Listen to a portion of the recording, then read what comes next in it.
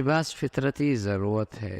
اہل علم نے، حضرات علماء نے لکھا ہے کہ اس دور میں بھی شیطان نے آدم کے لباس پر حملہ آور ہوا اور اسے بے لباس کرنا چاہا، اور آج بھی تہذیب اور شائستگی کے نام سے جو فتنہ آ رہا ہے اس میں بھی وہ انسانیت کو برہنہ نیم برہنہ کرنا چاہتا ہے، بلکہ اس تہذیب میں، اس شائستگی میں ترقی ہے ہی کوئی نہیں جب تک کہ عورتوں کو سڑکوں پر، بازاروں پر، دکانوں پر برہنہ نیم برہنہ نہ کھڑا کر لے، اس تہذیب میں ترقی ہی کوئی نہیں ہے۔ اس نئی تہذیب کی ترقی وابستہ ہی اسی سے ہے کہ عورت کو جتنا برہنہ کر سکتے ہو، بے لباس کر سکتے ہو، تبھی اس ترقی کا وجود ہے۔ ایسی شیطانی تہذیب کے کرندے آج دنیا میں محنت کر رہے ہیں اور فطرت انسانیت کو روز بروز دور کرتے چلے جا رہے ہیں۔ لباس یواری سواتکم وریشا، لباس اللہ کی طرف سے ایک انعام ہے جس سے تمہارا ستر بھی چھپایا جاتا ہے، تمہیں زینت بھی ملتی ہے۔ اور لباس التقوی ذالک خیر، اور لباس کی ایک قسم اور بھی ہے۔ ایک اگر جسم پہ لباس نہ ہو تو ذلیل، کمینہ، گندا، بے شرم، بے حیا۔ اسی طرح ایک آدمی ہزاروں پردوں میں خوبصورت لباس میں چھپا ہوا ہو لیکن بدکار ہو، خوف خدا نہ رکھتا ہو، اللہ کا ڈر نہ رکھتا ہو، تو یہ لباس کی چمک دمک بھی اسے ذلت سے، رسوائی سے نہیں بچا سکتی۔ یہ لباس کی خوبصورتی بھی اسے ذلت اور رسوائی سے نہیں بچا سکتی۔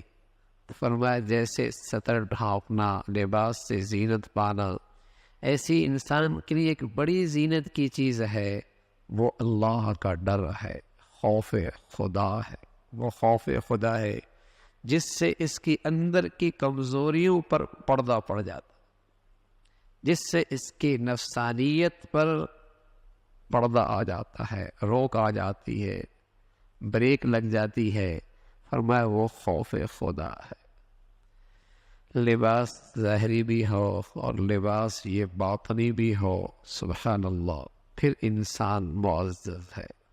ان اکرمکم عند اللہ اتقاکم، تم میں سب سے زیادہ معزز اللہ کے ہاں وہ ہے جس کے پاس تقوی کا لباس، تقوی ہے جس کے پاس، وہ سب سے زیادہ معزز ہے۔